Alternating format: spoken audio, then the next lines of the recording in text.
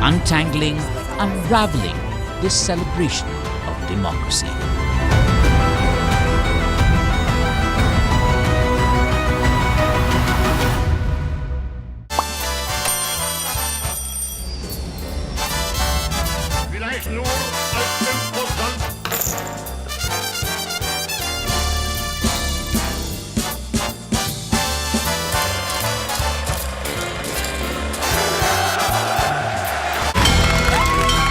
From the bustling trading floors of Wall Street to the vibrant exchanges of Asian stock markets, WION breaks it down for you to make sense of what's happening, as we reveal the key factors behind events, strategic battles, and the game-changing business decisions that shape the world. We bring you all of this and more on World Business Watch.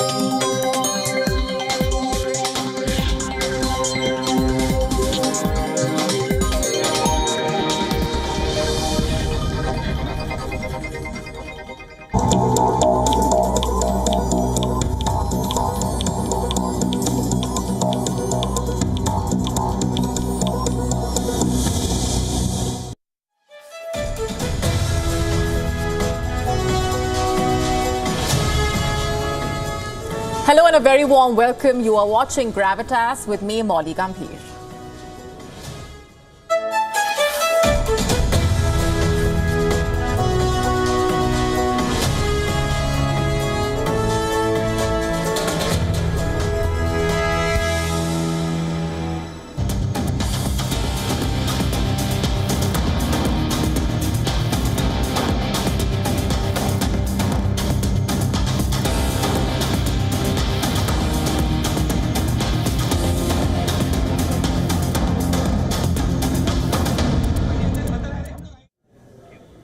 We are starting the show tonight with some breaking news coming in right this minute. The Delhi Chief Minister Arvind Kejriwal will remain in the custody of India's Enforcement Directorate till the 28th of March. That's the latest coming in.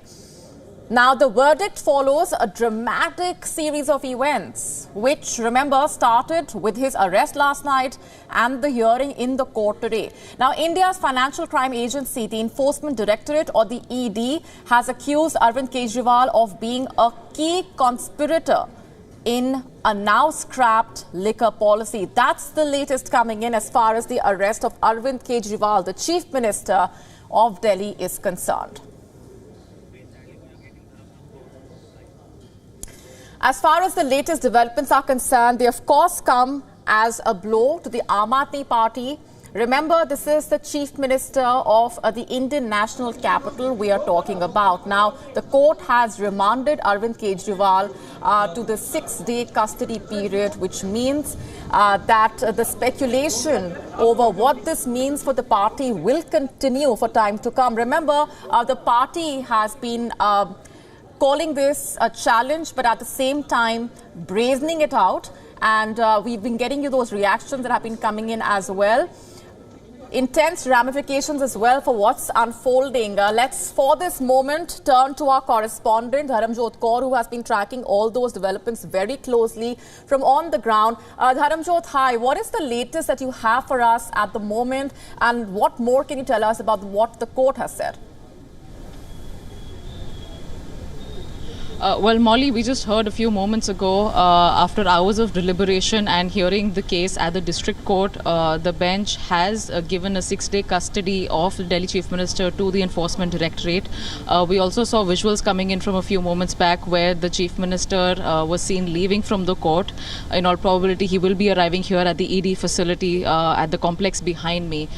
So it needs to be seen now how things unfold, not just for the Chief Minister, but also for the Aam Aadmi Party, given in that their top leader and the state's minister is now in custody till March 28. So what this means for the party, what this means for the top leadership, and how it'll all unfold for the Aam Aadmi Party right before elections, all of these things remain to be seen. We did hear the Aam Aadmi Party leader Atishi address a press conference a few minutes back where she said that the party respectfully disagrees with the order that was passed by the district court. However, they are mulling over any other legal recourse that can be taken to minimize the Chief Minister's custody. How that plays out, that is something that we will find out in a little while from now. Molly? Right, Dharamjot, as you were just mentioning there, the reactions that have been coming in from the party, if you can just give us a broad picture of what the ramifications are for the party and what their stance at this point is. They have, of course, maintained that Arvind Kejriwal will continue to remain the Chief Minister of Delhi. Yeah, Molly, their stand also remains the same at the moment. We just heard the legal counsel for Arvind Kejriwal also say that there is no law which deters the Chief Minister from carrying out his duties legally from behind bars. But there are, of course, administrative hitches and adversities that the Chief Minister will face in terms of running the government from either the ED complex or behind bars as and when that arises. Now, we have been discussing it throughout the day as well, and I'd like to remind our viewers again, there is a prison manual which does not have very clear provisions and rules outlined in terms of what the do's and don'ts are in case, a sitting Chief Minister or a top political leader is operating from behind bars. So they have a caveat for India's president and the state governors, but as far as the Chief Minister and other political leaders are concerned, the lines on those are very, very blurry. So it remains to be seen now how will Arvind Kejriwal administratively manage to carry out his duties from the complex, and going further after March 28, we still need to see if the custody will be extended, will he go to prison or not. So all of that developments will follow.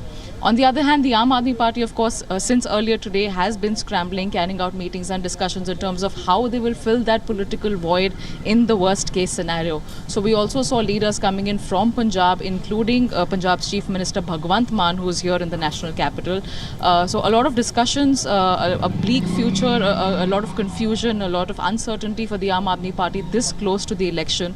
But how that plays out for them, who they will replace to take over certain administrative duties from ground outside of the prison, all of those calls are yet to be taken. Molly? Right, we're leaving it there for the moment. Dharamjot, thanks very much for getting us those updates. Now, like we just discussed, all of these developments are coming less than a month before the elections. India is experiencing this high-pitched political drama. A sitting chief minister has been arrested. That too, the chief minister of the Indian national capital. Remember, last night, Arvind Kejriwal was taken into custody by India's financial crime agency, the Enforcement Directorate, or the ED. He has been arrested on charges of corruption and money laundering in the formulation and execution of Delhi government's excise policy, a policy which was scrapped. Remember, WION told you about this unprecedented development first on Gravitas last night. Today, the Delhi Chief Minister was taken to court where the Enforcement Directorate accused him of being the kingpin and key conspirator in the now scrapped liquor policy. The ED requested 10-day custody of the Aam Aadmi Party boss, alleging that he demanded kickbacks as a middleman. It is claimed that 45 crore rupees of these kickbacks were then used to fund the party's 2022 election in Goa and Punjab, which helped increase the party's vote share in these states. And the ED further named the Chief Minister as the brain behind the party. So what did Arvind Kejriwal say in court? The Delhi Chief Minister has, of course, denied all charges. He was represented by senior advocate Abhishek Manu Singhvi. Singhvi argued that the ED had no need to arrest Kejriwal. He said that having the power to arrest someone does not mean that one should. Kejriwal's team argued that tracing the money trail cannot be grounds for arrest, only questioning. And Singhvi said that the agency must show proof of involvement. This is in line with what the Aam Aadmi Party has demanded. Aam Aadmi Party says that the Enforcement Directorate is yet to show proof of any illegally acquired cash. You see, this is a big setback for the opposition ahead of the elections. With Kejriwal put behind bars, all the main leaders of the decade-old Aam Aadmi Party are now in jail. Last year, 2 of Kejriwal's deputies were arrested in the same case. The party has called this dirty politics. Kejriwal's party is up in arms. It has accused the ruling party of crushing the opposition ahead of the elections. The Aam Aadmi Party has accused the BJP of political conspiracy and sees it as an attempt to damage a level playing field. If this is not about damaging a level playing field, then what is it? We hope that today, Supreme Court will protect democracy in the country. BJP wants that Arvind Kejriwal should not be able to campaign in Lok Sabha elections. We are in touch with India Alliance leaders and they have expressed solidarity with Arvind Kejriwal.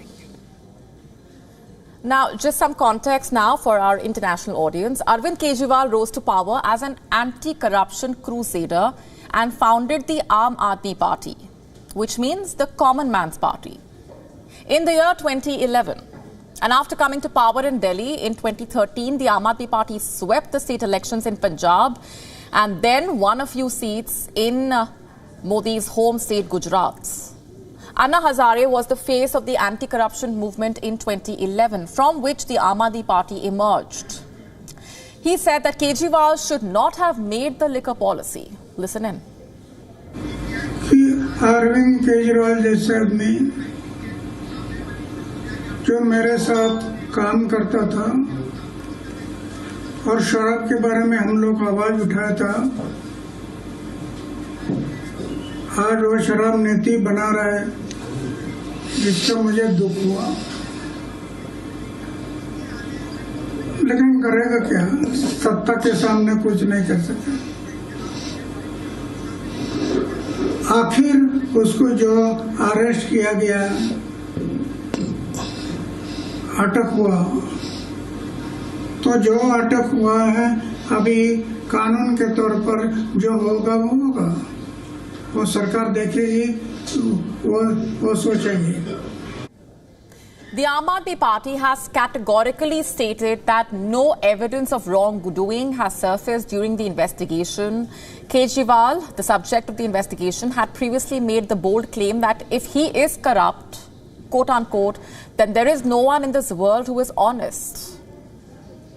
Like I mentioned earlier, this is the first time in independent India that a serving chief minister has been arrested. The move came after Kejriwal skipped multiple summons by the investigation agency, 9 in total, calling them illegal. In fact, he even sought protection from the court, citing concerns that his party would be weakened in the upcoming elections if he were to be arrested. But he was arrested regardless. So with his arrest, can Kejriwal continue as Chief Minister of Delhi? In his first reaction since the arrest, Kejriwal told reporters, I'm quoting, "My life is dedicated to the nation." Legal experts are saying that there is no bar in law on arrested persons from continuing as Chief Minister. Although it is unprecedented, it is technically possible for Kejriwal to function from jail, he said. But administratively speaking, it will be next to impossible. And in the aftermath of Kejriwal's arrest, scores of supporters protested outside his heavily guarded residence and clashed with the security forces in New Delhi. Dozens of members of the opposition, Aam Aadmi Party, were also detained as sporadic protests erupted elsewhere across India against the arrest of the leader. This is hooliganism. The family members of Arvind Kejriwal have been kept under house arrest. His mother came back from the hospital yesterday and her son has been arrested.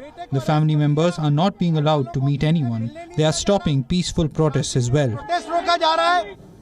And in Punjab, which is the other state ruled by the party members staged sit-ins, shouting slogans, holding placards that read, "I am also Kejriwal." Opposition parties expressed concern on social media, including Congress's former president Rahul Gandhi, who said, and I'm quoting, "The arrest of the elected chief ministers has become a common thing." You see, the Aam Aadmi Party is a member of the 27-party opposition bloc. The goal of this mega opposition bloc is to challenge Prime Minister Narendra Modi's Bharatiya Janata Party. In the upcoming elections, the opposition bloc calls the corruption investigations against several opposition leaders as a politically motivated smear campaign by the BJP, which runs the central government and controls the Enforcement Directorate. The BJP has denied any political interference, stating that law enforcement agencies are simply doing their job. Arvind Kejriwal एक bad idea है. The idea of corruption, the idea of minting money through I would say, through excise policy, I mean, this is unheard of. Despite this, opposition leaders have criticized the recent arrest of Arvind Kejriwal, accusing Narendra Modi of trying to weaken and suppress the opposition ahead of the elections. Not only have they arrested a sitting chief minister of a state, but he's also the president of a national political party that has entered the electoral fray. So essentially, at a time when the model code of conduct kicked in a week ago, you are taking steps that creates not only not a level playing field for all the parties, but obliges two of the opposition parties, the Congress, whose accounts have been frozen, and Mr. Kejriwal's party, the Aam Aadmi Party, to enter that unlevel playing field with their hands and feet tied. And speaking of the opposition, the Congress party has accused the Modi government of crippling them before the upcoming general election. How exactly? They say by freezing Congress's bank accounts in an income tax case. Of course, the BJP has denied these charges. So what is the real deal and how will it impact the upcoming elections? Let's tell you what's happened. On Thursday, Rahul Gandhi said that his party is facing difficulties in campaigning because its accounts have been frozen by the Income Tax Department. Rahul is the sign of the Gandhi family that has dominated Indian politics for decades after independence. And he stated that the party's entire financial identity has been erased. He claims that they have no money to campaign and cannot support their candidates. In short, the Congress's ability to fight the elections has been severely damaged. Last month, a portion of the Congress's bank accounts was frozen, pending a tax case that dates back to 2018-19. Today, the Delhi High Court has dismissed the Congress party's pleas to challenge the Income Tax Department's reassessment proceedings against them. This is a big setback for the Congress party. You see, the Congress leads a ragtag bunch of bickering opposition parties in alliance for the upcoming general elections, and they are seen as Prime Minister Modi's main challenger. The BJP has denied Rahul Gandhi's charges, saying that the Congress was guilty of tax evasion and had to face action because of that. But the Congress says that the frozen accounts had funds, including those collected by the party through crowdfunding and membership drives. The party, which has ruled India for 54 of its 76 years since independence, has sunk to record low numbers in the parliament. It is struggling to revive the same support. Congress leaders also have said that their party was being crippled financially to cover up its deals with capitalists. You see, ever since the Supreme Court of India declared the electoral bond scheme illegal and unconstitutional, data that has been made public reveals how the BJP benefited hugely from the now illegal scheme. This data showed that the BJP was the biggest beneficiary of the scheme, securing almost half of the bonds donated between 2018 and 2024.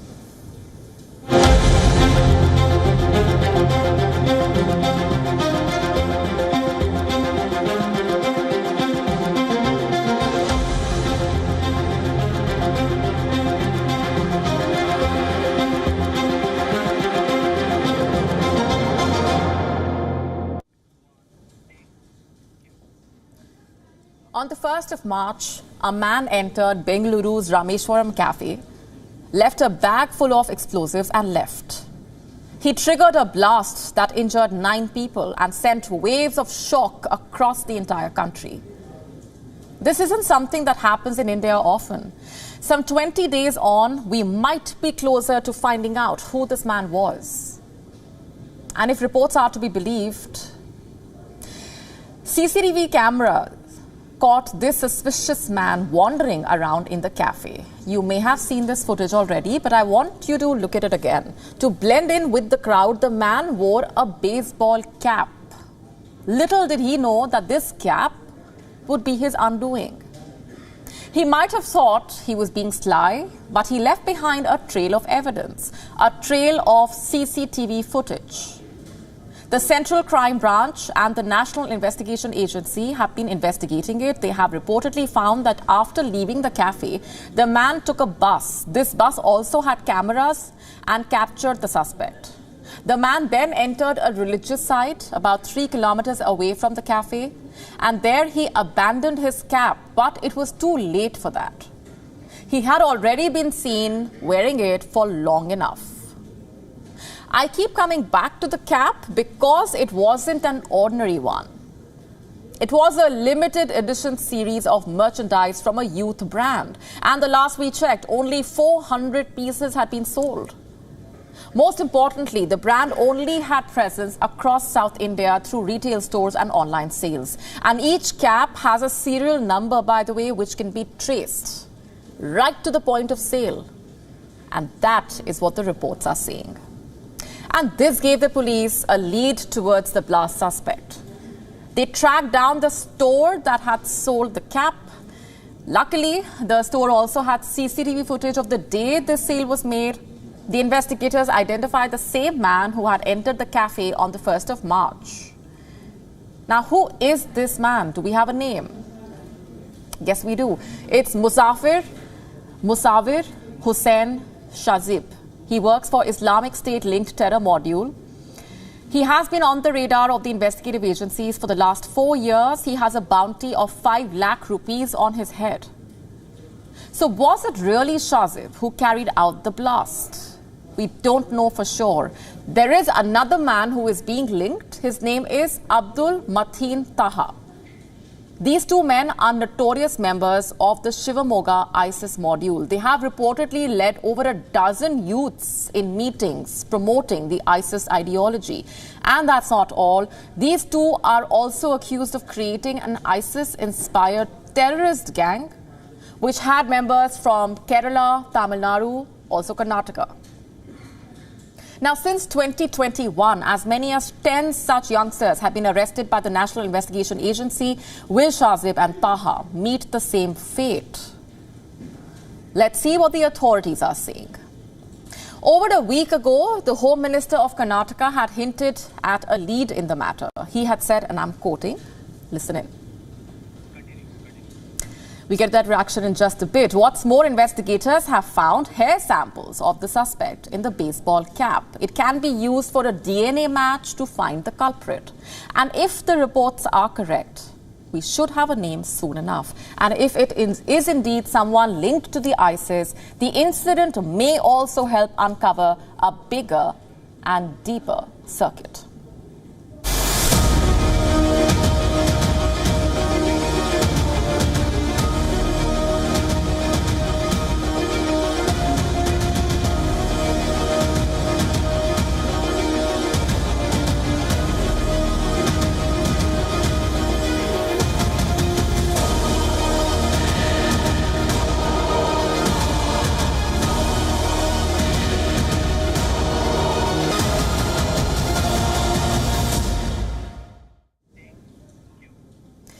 India is strengthening its aerial defense along the LAC, the line of actual control with China.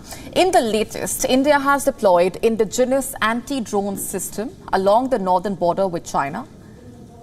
These systems are called IDD and IS, or Integrated Drone Detection and Interdiction Systems. They are made in India by DRDO, the Defense Research and Development Organization, and Bharat Electronics. These systems are vehicle-based. They can detect low radar drones and other unmanned aerial vehicles. They can soft kill a drone and also hard kill it. What's the difference, you may be wondering? Well, when you are soft killing a drone, what you are basically doing is jamming the drone. You are not really destroying the hardware. But when you are hard killing it, you are using lasers to hit the drone. And this anti-drone system can soft kill drones while flying within the range of 5 kilometers and hard kill any drone flying within the range of 800 meters. The deployment of these drones comes at a time when tensions are rising along the LAC, with the dragon seeing red as India ramps up its border infrastructure. The Sela tunnel in Arunachal Pradesh, for example, has China feeling insecure. Remember, it was inaugurated by the Indian Prime Minister Narendra Modi on the 9th of March. The Sela tunnel provides all-weather connectivity to Tawang. It is the world's longest twin-lane tunnel and has been built at a cost of about 825 crore rupees. This tunnel is a big boost to India's operational preparedness along the LAC.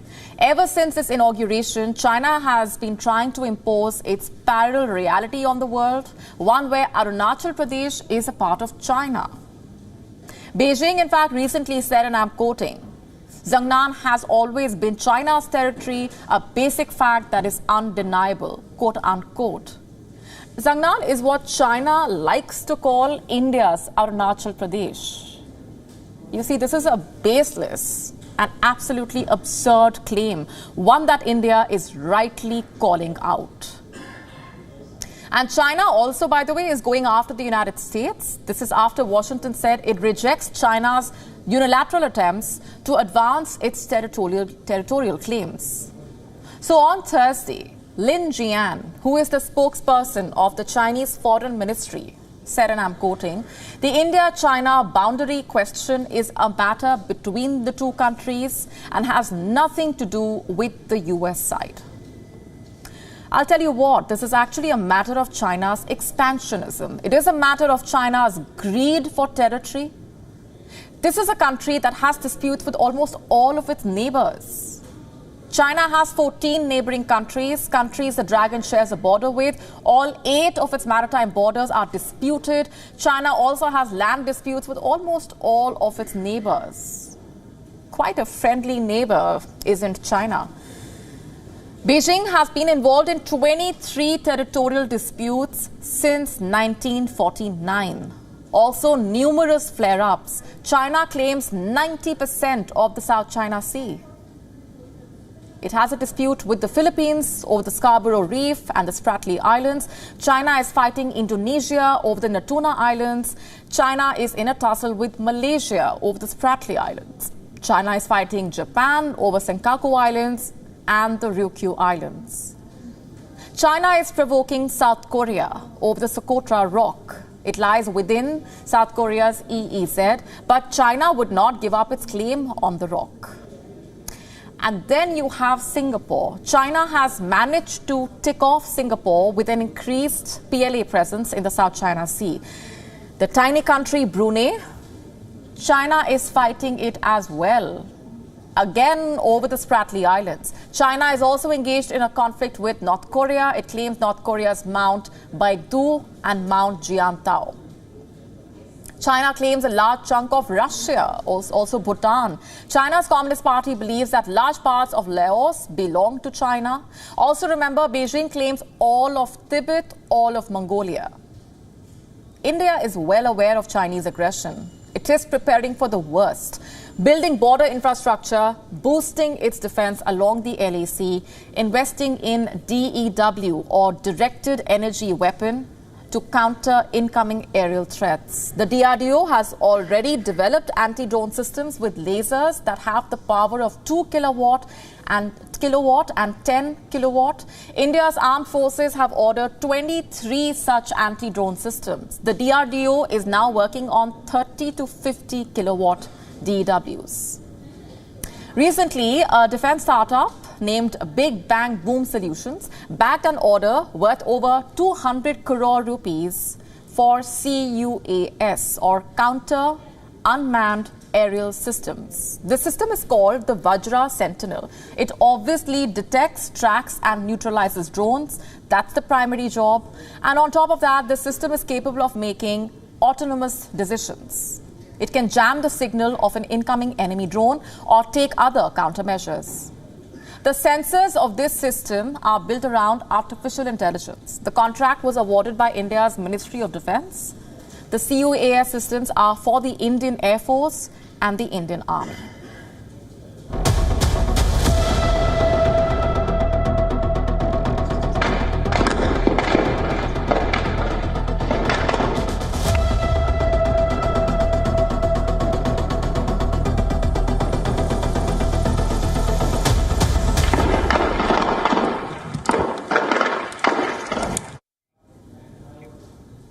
Shifting focus now to terror safe haven Pakistan, where a new terrorist outfit makes news almost every week.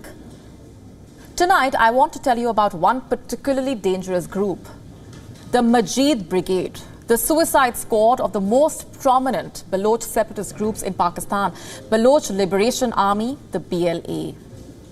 The Majid Brigade is the group responsible for carrying out Wednesday's attack on the complex outside Gwadar port. Pak authorities saying that 8 militants and 2 security personnel were killed in that attack. The BLA, however, claims that 25 Pakistan security personnel were killed. Its suicide squad, the Majid Brigade, has been active since 2011. It has been described as the BLA's dedicated suicide squad. The unit is named after 2 brothers, both of whom were called Majid Langov. The Baloch separatists have on numerous occasions attacked Chinese-invested projects in Pakistan. There is a reason why the Baloch militants attacked the Gwadar port complex on Wednesday. This deep water port is also a key element of the $60 billion China-Pakistan Economic Corridor, also known as the CPEC, a cornerstone of China's wide-reaching Belt and Road Initiative, which focuses on linking China's Xinjiang province with Pakistan's Gwadar port. To understand why Baloch militants targeted a Chinese-operated port, you must understand the context here. The location is the key. You see, Baluchistan in Pakistan's southwest is rich in oil reserves and natural resources. Yet the ethnic Baloch are some of Pakistan's poorest and most underrepresented people. And this has fueled insurgency in the region, an insurgency which continues to be fueled by never-ending economic wars, political disenfranchisement, and repression by the Pakistani establishment.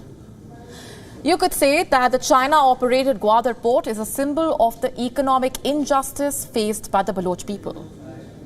Despite rampant unemployment in Baluchistan, where this port is located, engineers and technical specialists were hired for the project from other parts of the country, from Punjab, Sindh, and even China. That is the root cause of the problem. You see, they say that Chinese projects in the region rob them of the resources of their own land, and this is exploitative. And so they attack CPEC-linked projects. In recent years, Baloch militants have repeatedly targeted both Gwadar and Chinese nationals in the country. In May 1972, the National Awami Party came to power in Baluchistan. Nationally, the NAP was in opposition to the Prime Minister, Zulfikar Ali Bhutto's Pakistan People's Party. The NAP believed that the region deserved more autonomy, but Bhutto was not willing to make any major concessions. From the start of the NAP's term in the provincial government, Bhutto tried to undermine its work. Meanwhile, the Baloch nationalist insurgency escalated, resulting in a serious law and order situation in the province. In February 1973, Bhutto dismissed the NAP government after arms reportedly meant for insurgents were discovered. And this led to both the insurgency and the Pakistani state repression becoming worse in Baluchistan.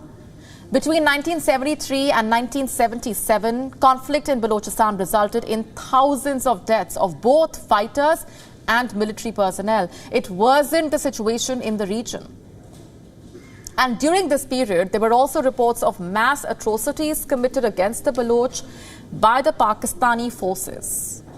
And it is in this context that Majid Langov Sr. decided to assassinate Bhutto. He wanted to kill him for dismissing the National Awami Party's government, but Majid Sr. lost his life during the operation. And the death of Majid Sr. was mythologized by actions of his younger brother, Majid Jr. He was born 2 years after Senior was killed.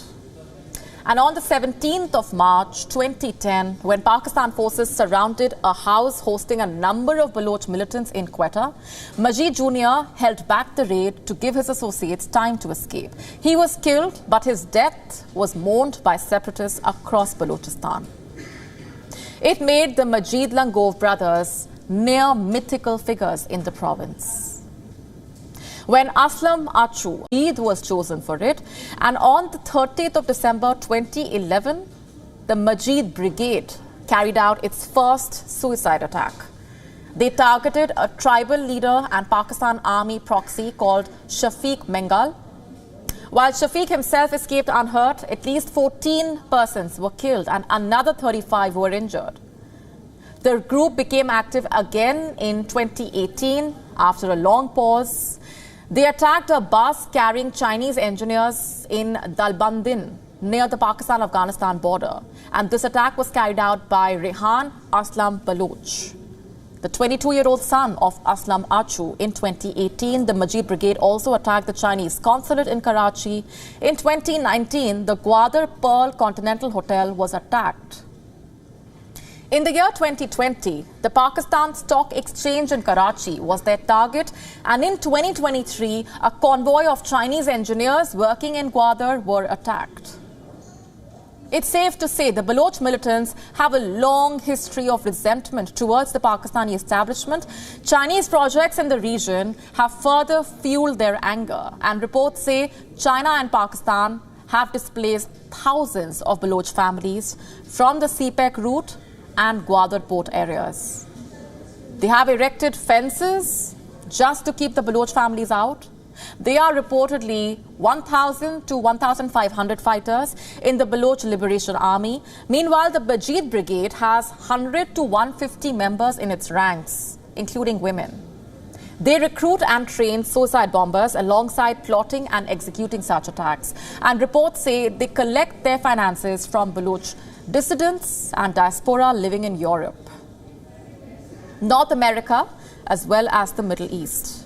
They are well armed, possessing high-grade weapons, including IEDs, anti-personnel and anti-tank mines, grenades, rocket-propelled grenades, and automatic weapons like M4 rifles. They are fast becoming a more lethal arm of the BLA and a major headache for the Pakistani armed forces.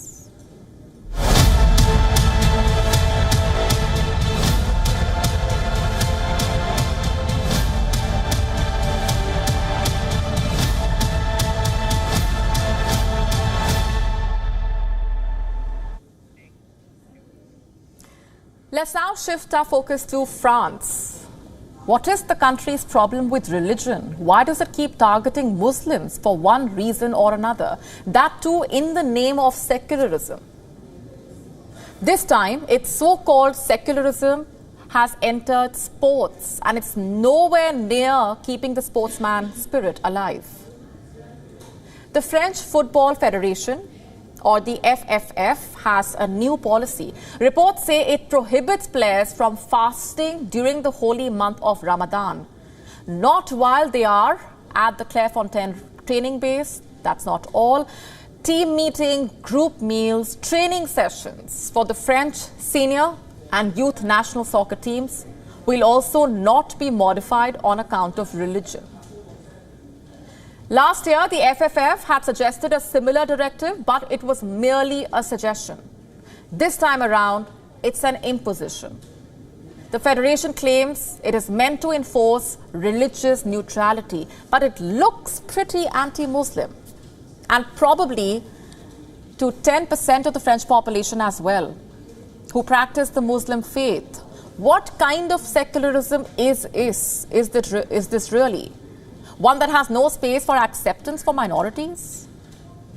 How are the players taking this? Not so well. Youth midfielder Mamadou Diawara has left the under-19 French squad. Agents close to players told ESPN on the condition of anonymity that players are not happy with the decision. They feel that their religion is not respected and that they are not respected either. Are they wrong? I don't think so. If you bring in policies that don't support diversity, that don't accommodate a player's faiths, what is it if not disrespect? Especially when those same players have been a huge part of your team's success. The Blue have historically been bolstered by African and Arab migrants and their children. What happens if all of those players decide to sit out? How will France field a good national team then? This is not the first time this is happening. The FFF is notorious for Islamophobic ways. Last year, an email sent out by the Federation was leaked. The mail ordered referees for the country's domestic professional league against pausing matches at sunset during Ramadan. For those who don't know, this is when fasting Muslims break their fast. The directive was to ensure that fasting players do not get any window to hydrate or eat a snack pitch side. I won't even call it anti-Muslim now. It's straight up inhumane. Let me tell you what the Mail reportedly said. A football field, a stadium, a gymnasium are not places of political or religious expression. They are places of neutrality where values of sport like equality, fraternity, impartiality, learning to respect the referee, oneself and others must prevail. The Federation even threatened disciplinary consequences for referees who did not comply. Clearly, it did not learn any lessons from its foreign counterparts. The match officials of the English Premier League, Germany's Bundesliga, the Dutch Eredivisie, wholeheartedly permitted momentary pauses in play to accommodate Muslim players. But the FFF seems to be set in its ways. It does not allow female Muslim players to wear hijabs either. The French Supreme Court also supports the ban. France Sports Ministry also shares the view. It has imposed the same prohibition during the upcoming Olympics. The measures have been condemned not only nationally but globally, and yet France does not seem to be listening. It does not care if it is a holy and festive month for some of its citizens.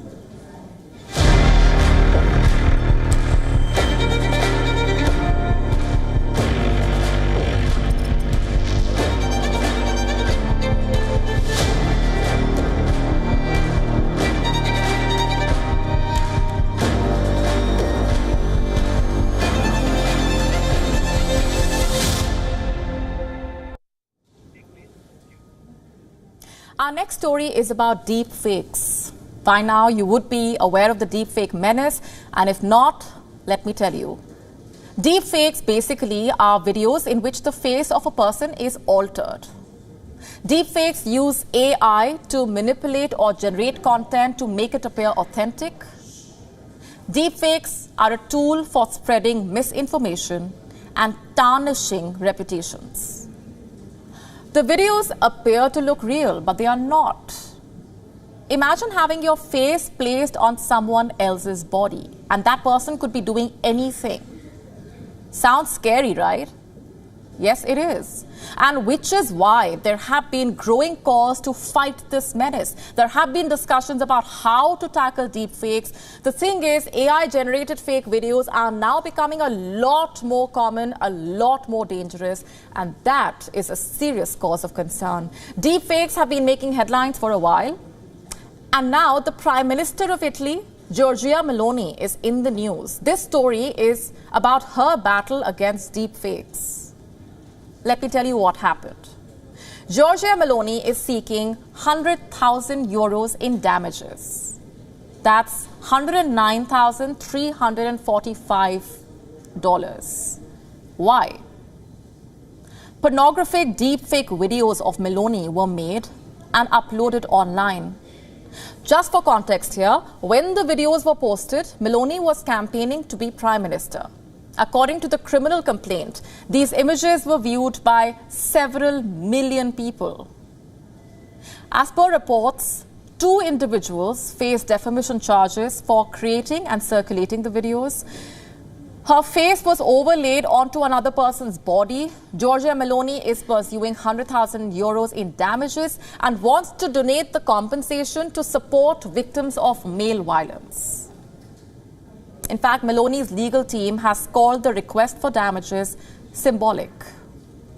Basically, the aim is that the demand for the compensation will send out a message to women who are victims of this kind of abuse of power not to be afraid to press charges. Maloney deserves praise for fighting back and setting an example. The question also is, can more be done? Let's talk about the larger problem here. This case highlights how no woman is safe. If someone like Maloney had to go through this ordeal, imagine how vulnerable every woman out there is. AI is being used to manipulate images of women, and while steps have been taken to fight against deepfakes, reporting this type of an offense comes with its own share of challenges. It can be a complicated process. The fact is, technology is evolving way too fast, and one has to keep up. Maloney is definitely sending out a strong message. She is fighting a battle and wants to support women, and we applaud her for doing that. But let's also use this as a starting point. Let's have her story be a launch pad for more aggressive action against deepfakes around the world. Deepfakes are dangerous, and there is no option but to win the war against this menace.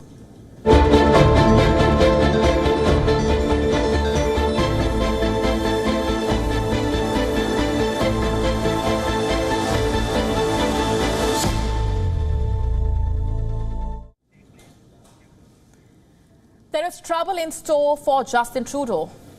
The Canadian Prime Minister could soon be facing protests. A secret report has been sent to the Trudeau government by the RCMP, that's the Royal Canadian Mounted Police. The report basically says that once the people of Canada realize how broke they are, they will start protesting. And this will not be a silent protest. The Canadian police is referring to a civil unrest, the kind that's capable of changing the status quo or a government. That's the kind of desperate future that Canada is staring at. Just have a look at what's happening in the country. The economy is in a bad shape. People are struggling to make their ends meet. Canada's job market has become tighter. As per the government data, there was a 3.6% decrease in job vacancies in the last quarter of 2023. The number of vacancies fell to 678,500. This is the 6th consecutive quarterly decline. A new Gallup poll has found that Canadians under the age of 30 are very unhappy. And among the many reasons is the lack of trust in the government. The future looks darker. Let me just read out what this police report says. I'm quoting, "The coming period of recession will accelerate the decline in living standards that the younger generations have already witnessed compared to the earlier generations. For example, many Canadians under 35 are unlikely ever to be able to buy a place to live. Buying a house is the dream of a lot of people, of a lot of families, and going forward, they may never be able to fulfill that dream. Mind you, this is for no fault of theirs. It is not because those under 30 are not making enough money or not working hard enough or not saving enough for the future. Coming in between them and their dream of owning a house is Canada's housing crisis. There aren't enough houses in the country, courtesy bad policy and bad planning. Whose bad planning, you ask? The people or the government? The latter, of course. In 1987, the federal government decided to get out of housing and leave the issue to the provinces. What followed were years of underbuilt housing. The signs have been around. Did the government decide not to see this?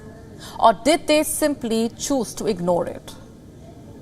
You know, a lot of people emigrate to Canada each year in pursuit of happiness, in pursuit of what they consider a good life.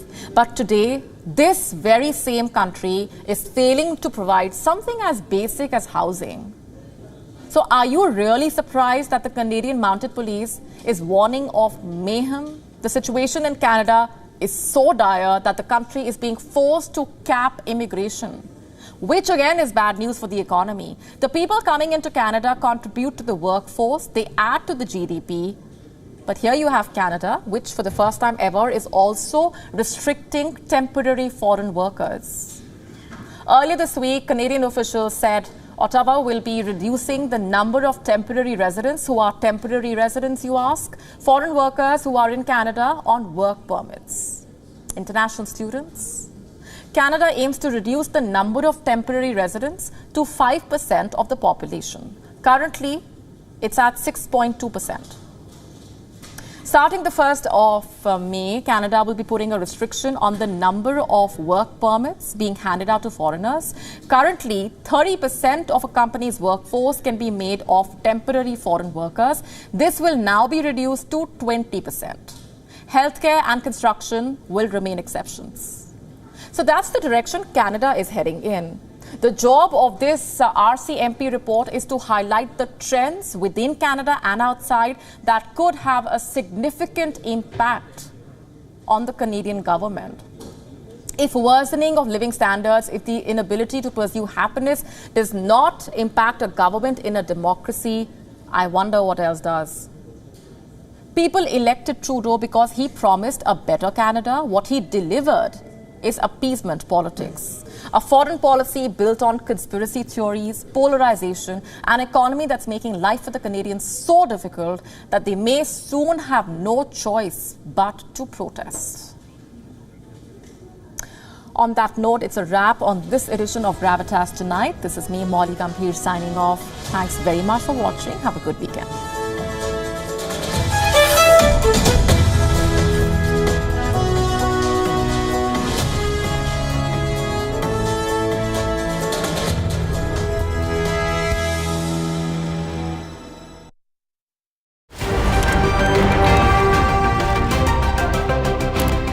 Ready to dive into your daily dose of news?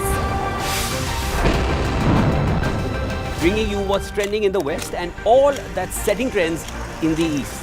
And all of this served up with a side of insightful banter. We don't just bring you the latest stories. We bring you your talking points for the day. And while you do that, from the busy streets of New York, I will provide you with deeper insights on the developments through the course of the day in the U.S. From New York, we get you to the sandy shores of Durban, where I'll bring you all the glitz, glam, and happenings from the world of showbiz. Welcome to the Eras Tour. And I will be here at the WION headquarters, getting you all the action from the universe of sport. All that you need to know about your favorite teams and players, right here. The show that keeps you ahead of the global curve. A conversation you'd want to be a part of. A place where news becomes an engaging exchange. We bring you stories that impact your present. This is World DNA. Join the conversation.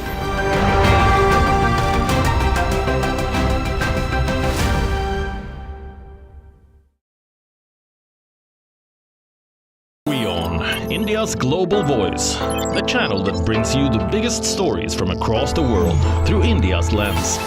Now available in more than 190 countries worldwide. Because we believe that the world is one. Watch us in Africa, Europe, USA and Canada, South America, Asia Pacific, Middle East and North African regions. Also available on these digital platforms across the world. WION. World is one.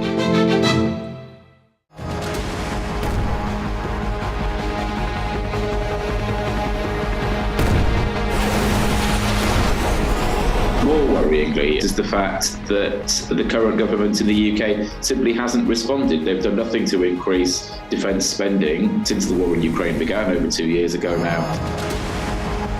There are ups and downs, and there is a real lack of continuous investment in the British Army, and at the same time, the British have been reducing forces.